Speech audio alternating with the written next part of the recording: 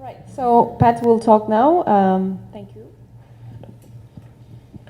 Thanks very much, and thanks to Derek for reminding us of the fact that Ostrom's approach isn't confined to the commons, but is much more general in terms of self-governance and radical democracy. I'm going to take a slightly different angle on eco-socialism, just perhaps to point out that I come at it from really drawing upon, as I think Derek also said in his brief history of the eco-socialist development, what I take as being the best of the socialist tradition and the best of the green tradition. And what I think makes me feel that eco-socialism is the right way to think about things is that the concerns of socialists and the concerns of ecologists, of Greens, are really both stemming today from capitalism and the way in which it dominates society and non-human nature. And therefore it seems to me that there is a fundamental objective basis for a coming together of the socialist and the green traditions. But what I want to go on to say is that there's been a lot in the last decades of movements, anti-capitalist movements of one sort or another, and at an earlier stage the slogan was "Another world is possible." But what's really done is to go beyond that and look at, well, what would this other world look like? How might it be organized? And it seems to me that given the experience of the only other world in modern times that we've had, namely the Soviet-style centrally planned system, it seems to me important that we address this question. Well, what might another world look like? What might a non-capitalist world look like? And for the most part, what one gets is an expression of the sorts of principles and objectives that such a world would be based upon and try to achieve, but not much about how it might be organized in order to do that, let alone how we might get there. So that's what I want to focus on, looking at it from that point of view. Now, although Derek pointed out that Eleanor Ostrom and her husband weren't only concerned with the commons is the aspect of their work which gets most attention. And the sorts of examples that Derek gave about the commons were, if you like, local, small-scale ways in which people have tried to make arrangements to manage the commons. Thinking of the content of yesterday's discussions, what I found very interesting there was the politics of the possible in the here and now was emphasized. Building a life in different communities, with groups finding themselves needing to construct lives for themselves after having been displaced. Of course, grassroots activities, great emphasis on diversity and the different ways in which people seek to do these things. Great emphasis on direct democracy. Important emphasis, I thought, on activities which enable people to transform themselves from being objects into being subjects of action, in which they then empower themselves in order to be able to engage with the world actively rather than be acted upon. And imaginaries rather than models and structures. Now, that's all extremely important, But some people raised questions in the discussions yesterday, and Derek at the end in his critiques raised similar questions. Questions that were raised were, okay, so what are the connections between grassroots movements? What are the linkages between them? What relationships do we imagine between autonomous movements on the one hand and higher level social movements and structures on the other? What's the relationship between diversity and universal human rights? How do we deal with that problem? And then, of course, there's the issue, which again Derek came back to in his critiques. What about the issues of class power, and how do we deal with that? Now,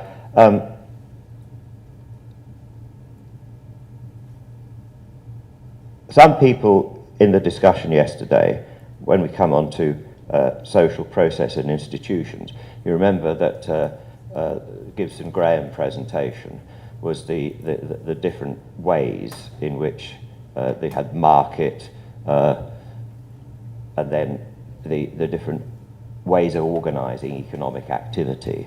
But I want to suggest that we've got to take capitalism seriously, and that although it's very important to point out that there are different modes of production, not everything is a capitalist mode of production.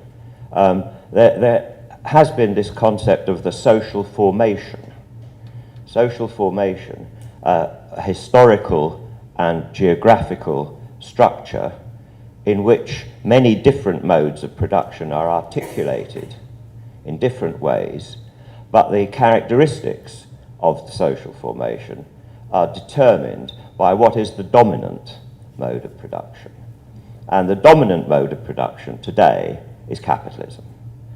And so somebody asked the question yesterday, well, you know, is household labour, is self-employment not a separate mode of production from the capitalist mode of production? Well, of course, on the one hand it is, but on the other hand it is shaped by the fact that it fits into the capitalist mode of production. And that is why I find difficulty with some of the modern, more recent ways of thinking about processes of resistance. So, for example, John Holloway's crack capitalism changed the world without taking power. Now, how are you going to change the world, which is dominated by capitalist power and the alliance between capital and capitalist states, without challenging that power? And so what that leads me to is to look at the issue of social processes and institutions in terms of eco-socialism as being a new social formation, different from capitalism. What might it look like? And I think that we have to try and think about the sorts of, I know there's a resistance to generalizations or to models even, but still, if one's going to think about how a new social system might be constructed, then it does seem to me that we do need to take sort of this between our teeth and look at it and have a go at it. So I want to start off then with suggesting some general concepts of key institutions that might inform the structure of an eco-socialist society. And I want to start off with social ownership. Now, there's been a lot said about the distinction between the market based upon private ownership and the state, as if these were the only two alternatives. But there are lots of other ways of thinking about ownership. And I want to talk about social ownership as being a general concept which is neither private ownership nor state ownership, but is rather ownership by the groups of people who are affected by the use of the assets involved. So if you look at the commons, then that would be a form of social ownership at that level. The commons would be owned by the people who are affected by the use of the assets constituting the commons. And that enables one to think of ways of, as it were, generalizing from that concept of the commons owned by its stakeholders or its social owners in my terms. But then what are the social owners at different levels of decision making? What are the social owners, climate change for example? Who is affected by climate change? Everybody. So the decisions that are to be made with respect to climate change need to be made, if you think about it in this generalization term, by social owners, which is the global population. Now, how would that work under an eco-socialist society? At the moment, of course, we know the negotiations are between governments, which are influenced by the corporations, and, of course, by green pressure groups, but largely by the corporations. And they try to do deals and all the rest of it. But supposing we're thinking of a post-capitalist society, how would one organize the decisions that were made about climate change? And then there are lots of intermediate levels of decision making. So it seems to me that that is a general concept that helps us to think about how to extend the fact that we need people who are going to be affected by decisions to take those decisions and to participate in them being carried out, because otherwise how are they going to be effectively implemented? So that's the first thing. And that brings me to the question of subsidiarity as I think about it. The question of scale was raised in the discussion yesterday. Decisions need to be taken at different scales, and most of the discussion yesterday and most of the discussion about the commons is discussion about the most local scale, which in a sense is not surprising, A, because that's the level at which most of us act, and B, in a way, funnily enough, it's easier to think about what one might do at the local scale than it is about the global scale, or about even the continental scale, or even a regional scale. So most of the attention is focused on that, not upon these higher level or more general scales. And that seems to me to be a problem, because what that means is that we are doing what we can within the confines of the overall capitalist structure, but we are not finding ways of challenging that structure directly, unless you think, as I don't, but some people do, that by doing more and more activities of this micro character, one will somehow, by osmosis as it were, suddenly displace capitalism in its structures of power. And I think that that is something that is, I see as a danger in the present situation. Then, if you've got social ownership at the appropriate level, the appropriate scale, then decisions would be made through a process of negotiation, of discussion, of deliberative democratic procedures, procedural rationality, all concepts that ecological economics has developed as ways of dealing with problems which don't have a straightforward scientific resolution, but which involve people, and therefore people have to be involved in making the decisions. And that then would enable one to envisage a structure where one has participatory decision-making, which of course means at higher scales levels can't just be direct democracy, whereas most of the emphasis at the local level is on direct democracy. But you have to have some combination of direct and representative democracy if you're going to be able to make decisions at these higher levels, these different scales. Now, I think that a participatory concept of democracy, direct and representative democracy, involving negotiation between the social owners at the different levels, has a transformatory aspect. It enables us to move towards the situation which the Ostroms, in some sense, symbolized ideally. So, okay, so you can have the time to do the studies they did, to write the books, and also to learn carpentry, a bit like Marx, and, you know, hunting in the morning and fishing in the afternoon, and intellectual discussion in the evening. But in order to do that, what we have to do is to completely change the structure of work, the structure of labour, the distribution of time within society, and also change the character of work. But also, we have to recognise that we are all shaped by our experiences.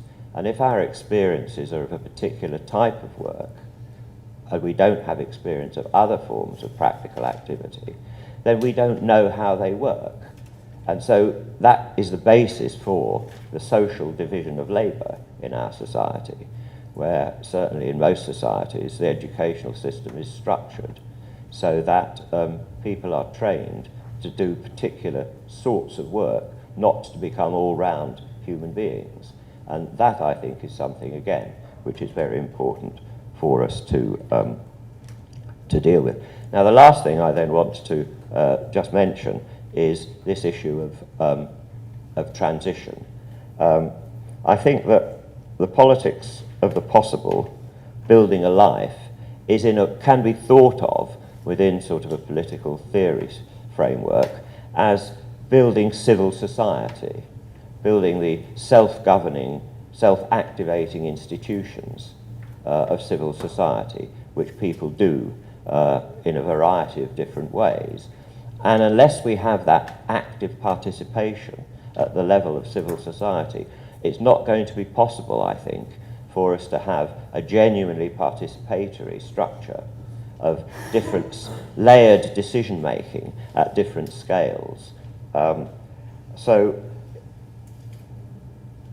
we need to think about how activities at the local level can be framed in Gramscian terms, articulated in a way which enables them to engage with decisions at higher levels, and in particular in the political sphere, come together to create a political movement which actually challenges capitalism and seeks in various ways to transcend it, not by activity within the niches that exist, though that is important, but by coming together in various political movements. I'm struck, for example, I mean, I know it's a rather problematic issue, and I haven't kept up to date with what's been going on in the last 2 or 3 years, but I'm struck by the fact that Syriza in Greece, a coalition of 19, I think it was,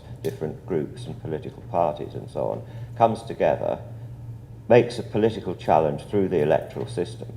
And what do we see going on? We see, for the first time, a serious challenge to austerity by a government which is in power and which is being hammered by the troika, by the institutions.